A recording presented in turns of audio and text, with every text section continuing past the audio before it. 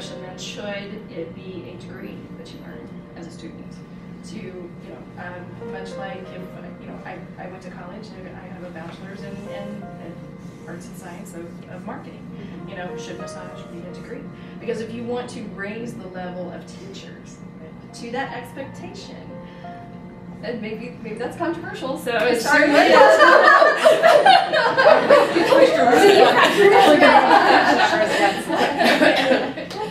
But if you want to, I agree, raising the level of standard, teach the teacher. Well, not saying that our educational system is perfect, but coming from a family of teachers, a whole family of teachers, principals that learned early on, there are some good basics that are taught on how to teach, right? If someone wants to become a teacher of mathematics, they have to complete a degree level of education. So is that really what you guys are talking about? And if so, then shouldn't there be a degree for the massage therapist? Well, but not only massage therapists. I don't know, maybe. But massage therapists are not the only teachers in massage schools. There are a lot of people that come in that are not massage therapists. And from someone who got my degree 30 years ago, I believe people should have it. But I don't necessarily think that, but I think that as long as you have the competency, how you got that competency. See, but that's personal. I mean, I don't necessarily believe a piece of paper that you went to a college means anything. Oh, and I wasn't trying to say that, but I was saying, sometimes you have to, in creating standards, sometimes it helps to have that level, to raise it a little bit. And that's all I'm saying. I'm not saying one's better than the other, just asking a question. So. Yeah, and I think that would be I think that would definitely be one option. Sure. But I would like to make the other option for people maybe who've been teaching for 20 years and don't have a teaching degree to be able to meet those standards without doing that. Yes. So I'd like to talk a little bit about tiered credentialing and the idea of a degree program for massage therapists. Okay. Because this is just right up my street. And actually, that was one of the things It's like the Amazing Carnage. Tiered program. I have come to this. You know how they say if you never change your mind, how do you know you still have one? So, you never heard that? I haven't heard that. I love it though. So I actually can claim I don't actually change my mind about things very often, but I have come around on the tiered credentialing issue, and I've come around for a whole bunch of reasons having to do with what I've learned and the way I've grown since I've gotten involved with the Massage Therapy Foundation. So there was a time when I really felt like our profession just could not handle tiered credentialing. It is so hard to organize massage therapists. It is herding cats to get people to show up for a meeting, right? So, okay, but that aside. But as I have seen more about what the potential for our profession is, if we make the opportunity for the people who want to pursue advanced education, but not require it. And I want to come back to that in a second. But what I truly believe, and I speak to this out of years and years of being a teacher, some of the most gifted, the most spiritually moving massages I have ever received have been from people who could not do bookwork, who had trouble reading, who had trouble writing, for whom the lecture part, which is always my part of the course, was the hardest, the most difficult part, and they gave the most gifted and the most whole kind of massage. And at the same time, straight A students would give the clammy hand, totally disconnected. Not that there's anything wrong with but there really is something wrong with that. If you're cut off, from here down, it's really hard to make the kind of connection with your client that we hope that people make to establish that therapeutic relationship, which is where everything happens. So I'm a straight A student. I teach lecture classes. I'm really into people who are into the books, right? But when it comes to massage, not everybody's going to be there, and being really into books does not make you an excellent therapist. Sure. So I'm determined that however our profession moves forward, when we think about the evolution of our education, there needs to be space for people who are not bookish to do their work and to do it brilliantly, as long as they're working safely. But what we're missing now is space for people who are bookish.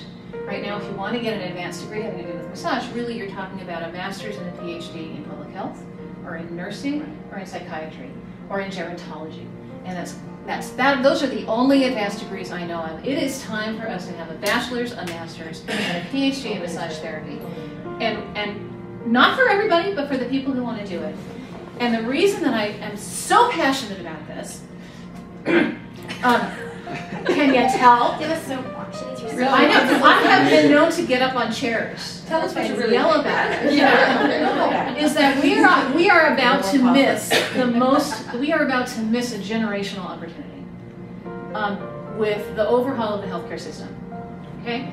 New emphasis on wellness and prevention. Massage deserves a seat at that table. We absolutely can play in that playing field. But if we scream and kick and pound our fists and say we need a seat at the table, and people with doctorates look at us and go, 500 hours? Really? Yeah. You know? And so we're delighted that our profession is respected right now by the woman who's the head of NCAM, the National Centers for Complementary and Alternative Medicine. Her name's Josie Briggs. She gets massage. She comes to massage meetings. The foundation's had a good working relationship with her. Other organizations have had good working relationships with her, and she's interested in what we do. The other thing that's really supporting us is public. The public uses massage.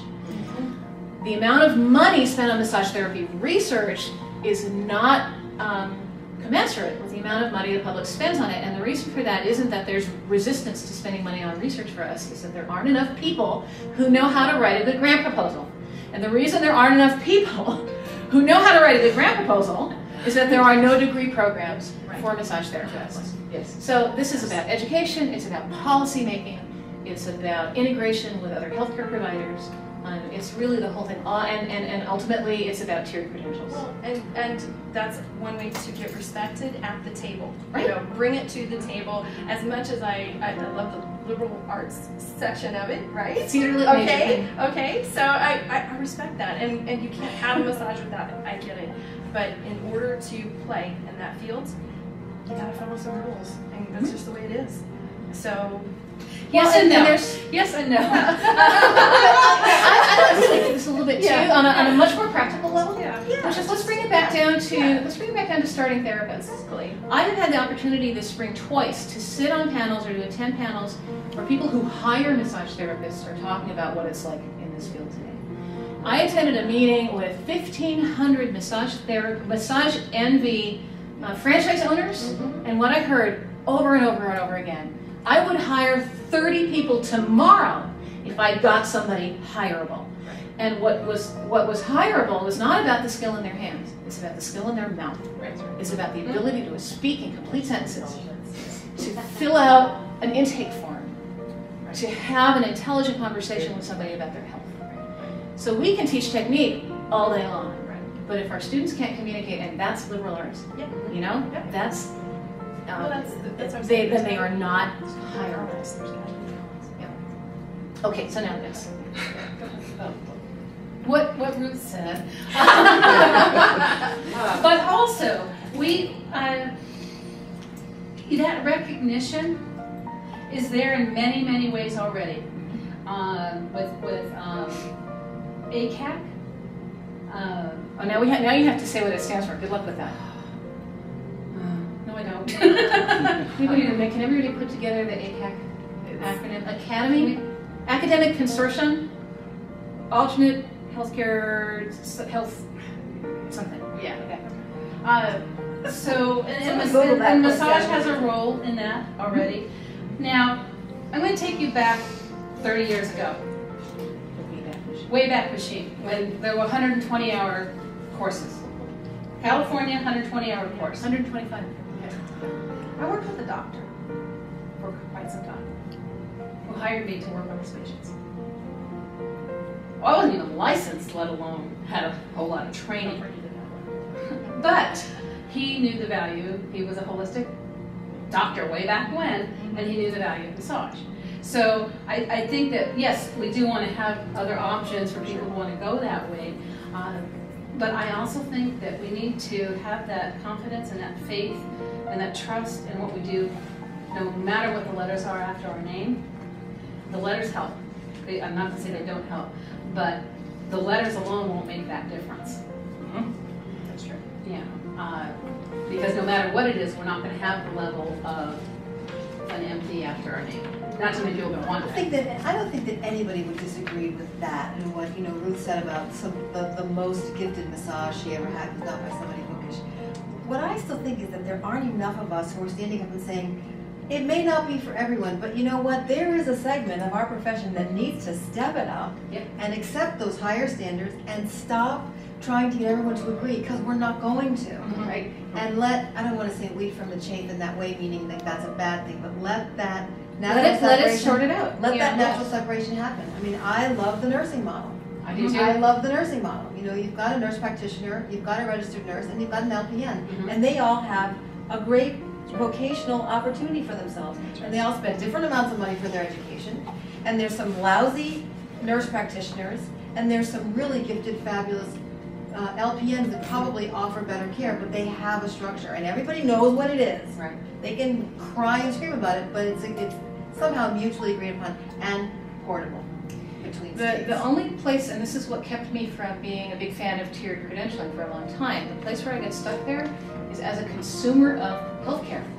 I don't know the difference between an LPN and an RN, right? Really? No, truly, I don't. Okay? I haven't had that much interface with that, with that community. And so I think it's not fair. Do you really know the difference? I mean, there's so many ways people do massage. Right. So, but if we're going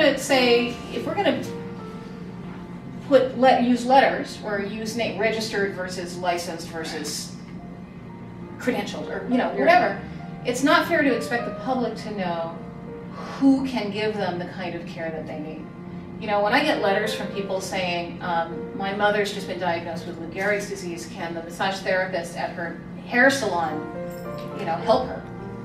Probably. Maybe. Maybe not. Yeah, but, are you going to go to your hair salon looking for your mother's care for a terminal disease? It's frustrating to me that people already don't know really how to use us. So I think, I gotta make a point about that. I think it's up to the massage therapist.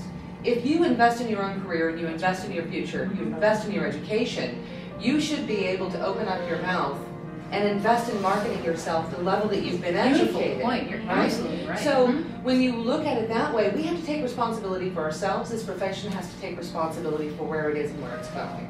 Do you know, in the new healthcare reform, in the non-discrimination clauses, we have acupuncture and chiropractic mentioned.